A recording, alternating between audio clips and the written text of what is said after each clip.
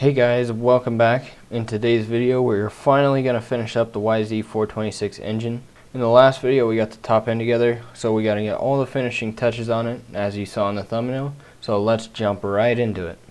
Alright guys, we got the timing chain tensioner right here. I got it vapor blasted up, and I carefully, when I vapor blasted I taped all this stuff up so none of the internals got anything, because I'm not sure how to take these apart. I'm sure you can figure it out, but I wasn't planning on messing with it. So you can see there's a screw in the back here. Basically when you screw it in, this end goes in with it, and basically when you release it, it snaps to the right tension, and it does have up on it, so you want to put that this side up with a gasket. So we got the gasket, so I'm going to get these bolts snug down before I release, which I think it released anyway. But basically you can see the cam chain up top. I got a little bit of play in it, and when I release, it soaks it up and tensions it. And I usually like to feel these and kind of manually make sure that it's at a tension that feels right, and then torque these guys down.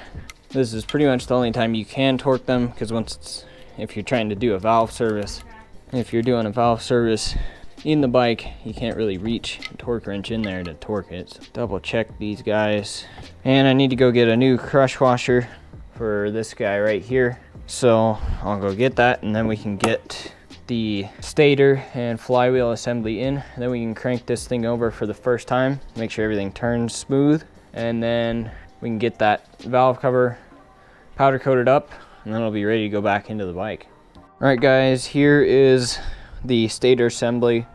As you can see, we put some heat shrink tubing over the output because it was getting all cracked, and it was held on with zip ties basically, and we put some glue onto the rubber grommet that seals it. So now all we got to do is get this installed. So let the wires go this way, slide that rubber on, and all these need to be torqued to 7.2. All right, that is good. Now we've got our flywheel, which we cleaned up a little bit. So you want to line up this groove here. It's overexposed, but you gotta line up the keeper slot with the key, and it'll get sucked on because of the magnets interfacing with the stator. So I'm gonna put some Loctite onto this. Now we got a washer and a nut, which needs to be torqued to 35 foot-pounds. And we got our tusk clutch and flywheel holder, which doesn't fit in this one super well, so it's got to be held real tight. All right, now that we got that on, we can spin this thing over because we got a place to put a wrench on. So let's see if this thing will spin over counterclockwise. There's no spark plug in yet, so there shouldn't be any compression, just the valves. And it looks like everything is turning smooth, feels smooth. Just gotta compress those valves. So I'm gonna get it back to top dead center, which is right about there. And now we gotta get the flywheel cover ready, and then we can throw that on and get this thing pretty much finished up. So we got this flywheel cover here. We Cerakoted this a couple videos back, and it came out pretty cool. And I got some of these Tusk billet engine plugs, which should look pretty cool. Got some O-rings on them already, which aren't gonna stay. This one's gonna need some grease because it won't stay. Still probably isn't gonna stay. It's the wrong size, so it's gonna go in anyway. All right, it got it. I'll clean that up in a minute. But we got some dowel pins to put in here. And the two holes with the dowel pins have longer bolts that aren't fully threaded. So I'll put those in first and get this gasket. Get the gasket on first. Looks like it's going to go on just like that. I'll let the dowel pins locate it. That's backwards. Now I'll put those two bolts in nice and tight. Fit. I'll let these bolts suck down the dowel pins. Now the rest of them are standard.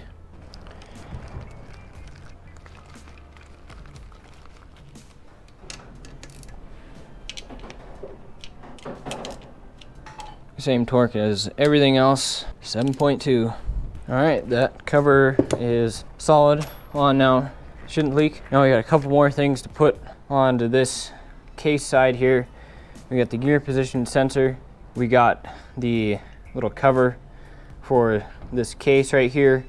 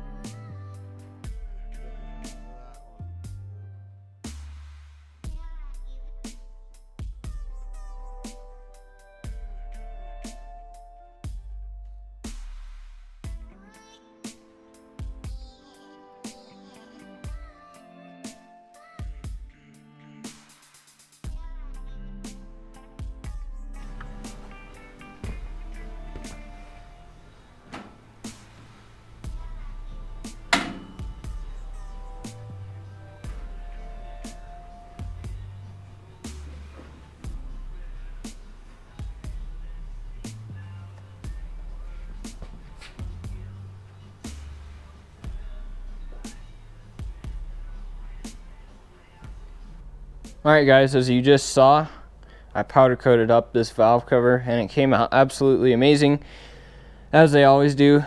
I did this with the anodized blue powder coat, which has been sitting around for a while, so it's good to see that it turned out super cool. And there's a little bit of extra right there, but that's where I was clamping the ground to, so that's fine. But overall, it came out pretty amazing. I also did this little clutch holder here, as you can see.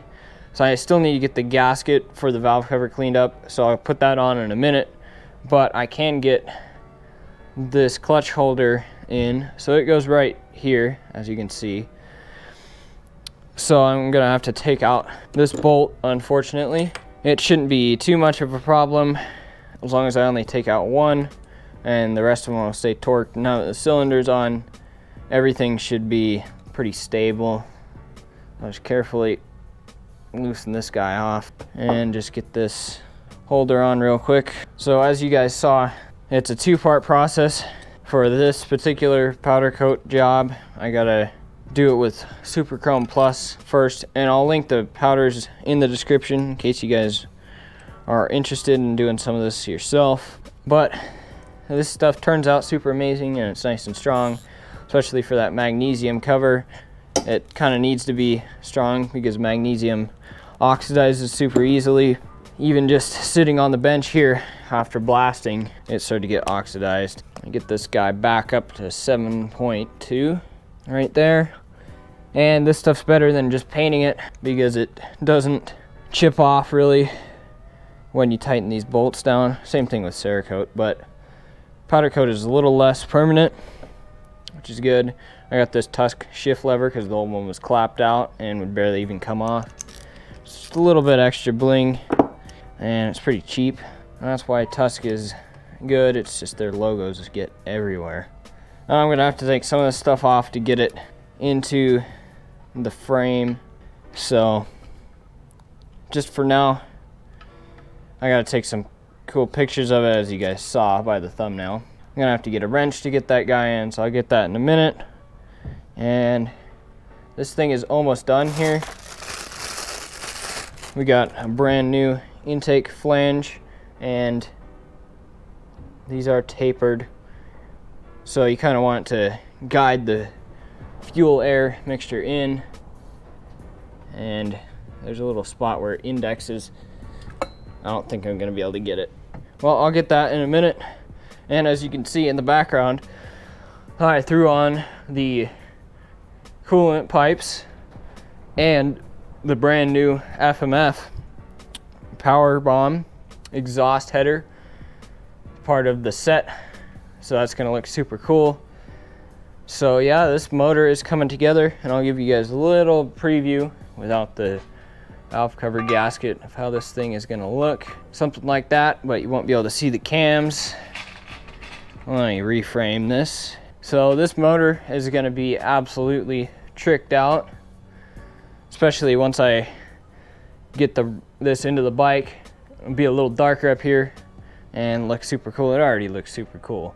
And can't wait to look at the other side with this valve cover in contrast to the Cerakoted clutch cover and all that stuff over there. So let me get this gasket done. We can get this bolted on and finish. On the other side, we got one more thing. We got to put on the oil delivery pipe, and then I think this thing is going to be done. All right, so I got this valve cover gasket cleaned up a little bit. It's not glued in yet, but just for the pictures. Now we've got the seals and the bolts. Now we gotta get this engine flipped around, and then we can put on the oil pipe. All right, we got this oil pipe all polished up. So I'm gonna put the two crush washers down first that are somewhat level. Then I'm gonna put the bolts in and get them to line up. Then for this other one, kind of got to sneak that washer in behind like so. These are all brand new. And now I just got to find the torque specs. I can get all these torque down. And to finish this engine off, I'll finish putting this Kickstarter back together. You guys have probably seen it kicking around. I vapor blasted the body and sand blasted the end, so I need to put some fresh grease in it, get it cleaned up and thrown back together. So for this Kickstarter, you start off with a seal. These things are pretty simple. Now I'm going to put a little bit of grease in the hole, then the spring goes in, and I'll grease the rest of it up. That should do it. Now the ball, now the Kickstarter itself.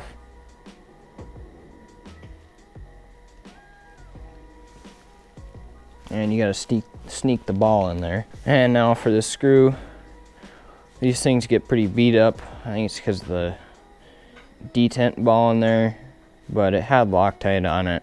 And you can usually tell whether these have been taken apart before or not, because if they've been taken apart, they'll have multiple of these notches cut in it.